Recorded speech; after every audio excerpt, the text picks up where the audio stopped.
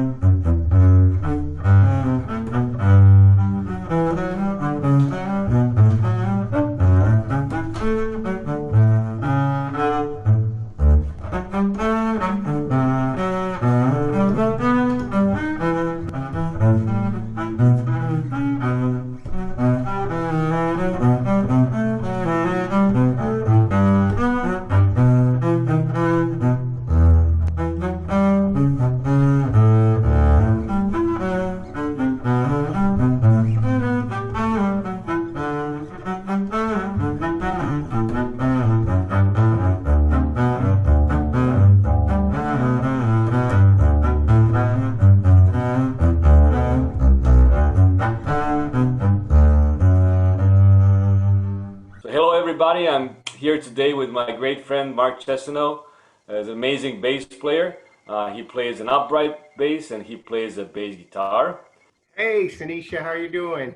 Awesome, man. How are you? I'm doing great, doing great. I appreciate you having me on here. Awesome, awesome. It's such a pleasure. We've been playing together in Savannah Philharmonic for quite some time. Yeah, at least about 4 years now. Yeah, and but I know you from some other things that you do. You're a really accomplished jazz bassist, and you write some killer arrangements. Well, I do have a bunch of projects that I've done on my own for the last years, and so I have a band that I've been running for, oh geez, the last 10 or 12 years. It's a 10-piece party band basically, and actually started out as a background band for a local Dancing with the Stars fundraising activity. And Awesome. so we did that for years and years, and we branched off into other things. So I do all the writing for that band. Grew up in Ohio, and then I finished high school in Western New York, and I did my bachelor's degree in Rochester at Eastman. And then I did my master's degree in Memphis, and I played with the Memphis Symphony for 5 years when I was in Memphis, which was a really great experience.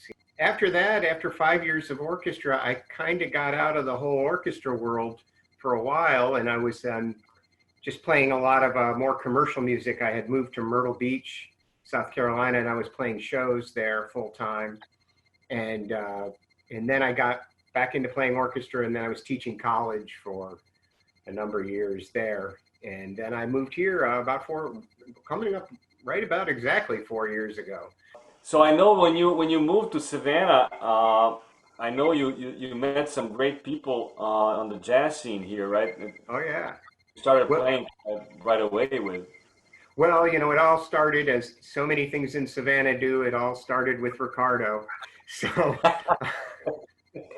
so a mutual friend had introduced me to Ricardo. I was just coming down here because my girlfriend was in grad school here. And so I said, hey, I want to, I'm looking for some gigs just to get some gas money or whatever, to go back and forth to Myrtle Beach. And Ricardo said, hey, what are you doing next week? And so I started playing gigs, and we got to be really good friends. And through him, I got to meet all the other great musicians here, and so many great musicians like yourself. I believe we were introduced by Ricardo. And Yeah, that's true. I play with the Eric Jones Trio. And Hmm. most people know Eric Jones as being one of the great jazz musicians, jazz piano players in the Savannah area, and also with Robert Saunders, who is just the most outstanding young drummer, around.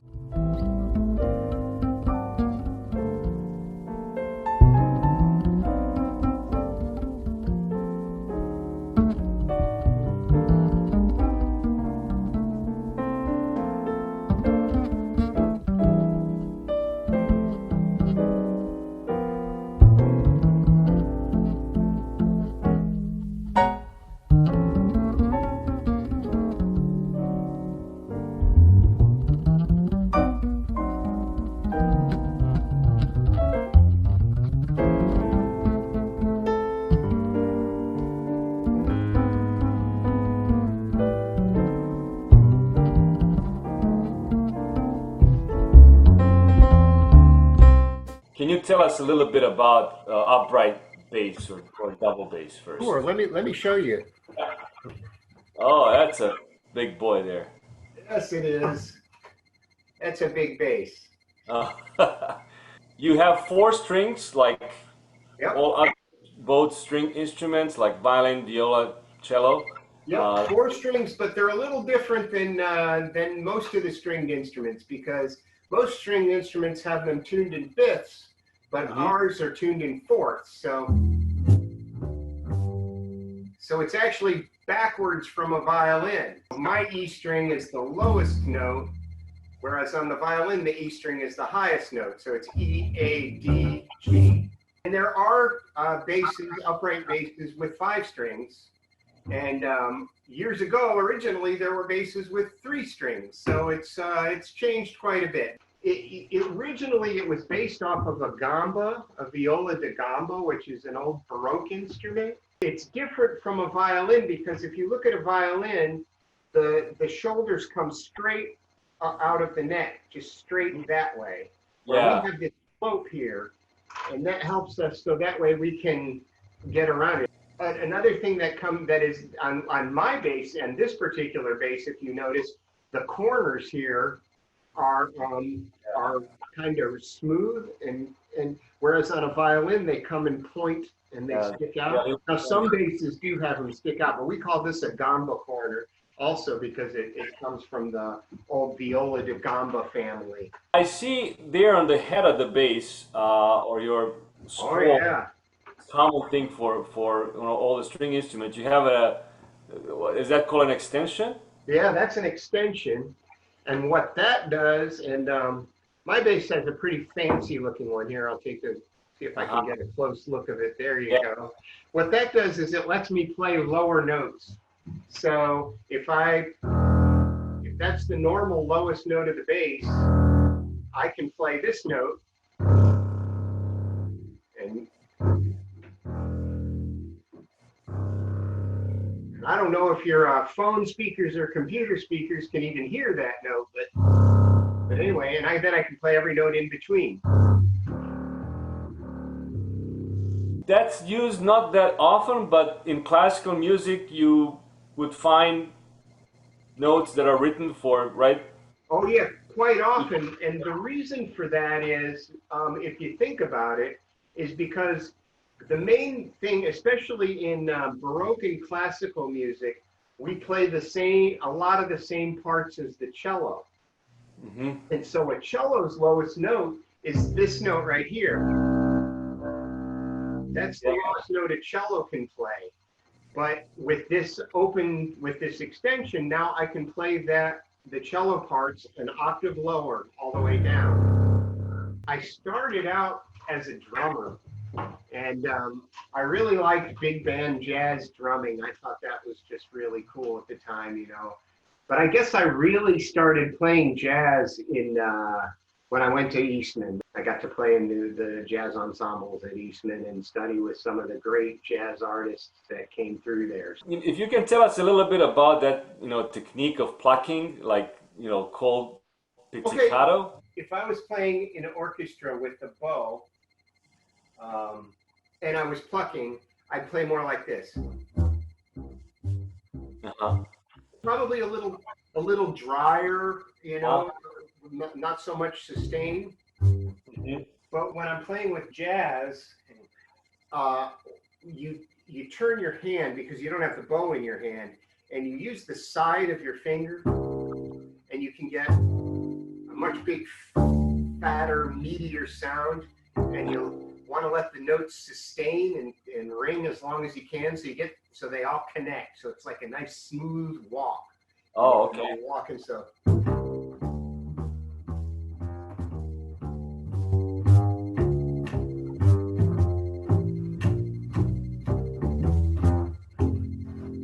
I feel having good classical technique helps your jazz playing because if you never use the bow, I don't think you're ever going to fine tune your sense of pitch with your left hand.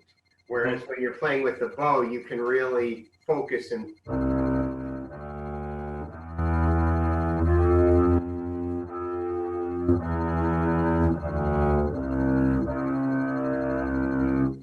Yeah, that's an interesting point. You know, when I was teaching, I even my jazz guys, I would insist that they would have some semblance of some bow technique, just so they can really focus on their intonation. Can we now move to the sister of that upright bass, the bass guitar? Sure. Yeah, let's talk a little bit about bass guitar. Oh, that's a beautiful guitar. Thank you. This is a custom built bass. This was made. Oh, wow. It That's actually kind of matches my shirt, so you. that's pretty cool. So I see there's actually five strings on that guitar, right? The five-string basses became popular in the late '80s and the '90s when there started to be more keyboards in music, and we hear a lot more keyboards.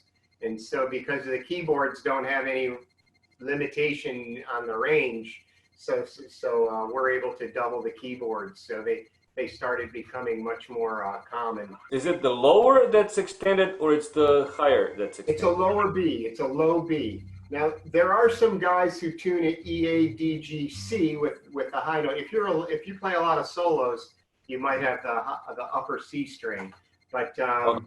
I have the lower B. I like the lower notes. And you also do see quite a bit of some six-string basses out there that have both the lower B and the upper C. So you do see that some. Can you tell us a little bit how the technique of plucking would be different from the upright bass? You're not really using as much, I'd say, force or strength to. Well, it is different. Since I was an upright bass player first, before I was an electric bass player, which is the opposite of most Uh-huh. electric bass players. They most start on electric and then they pick up upright on the way. But I went the other direction.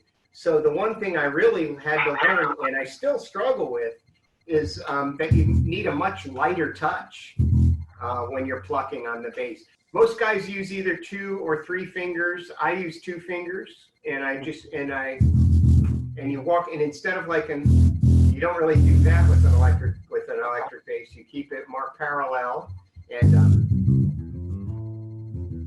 it's a good idea to practice alternating. So it's good to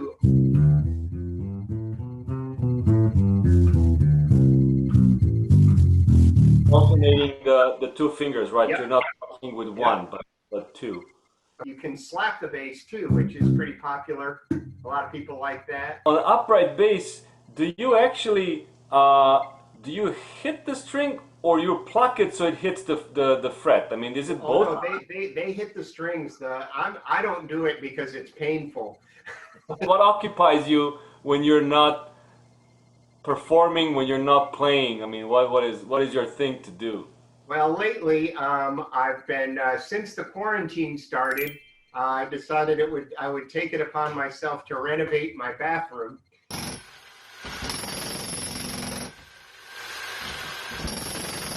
Mark, this has been such a pleasure. I know we played together in the Philharmonic, and we actually played some other gigs around town a couple of times. But it's always a pleasure to chat with you, to talk to you. You're an amazing guy. If you have anybody that you'd like to give a shout out, you're more than welcome. I'm sure you want to mention your wife. Well, she's part of the whole reason I'm here in Savannah right now, and she works as a physician assistant with those folks. And I'm really proud of her, and she's pretty amazing. And I want to give a shout out to my 3 cats. I appreciate you, Sunisha. I appreciate everybody with the Savannah Philharmonic, and especially they've been so good to me, and I appreciate you for having me on your show.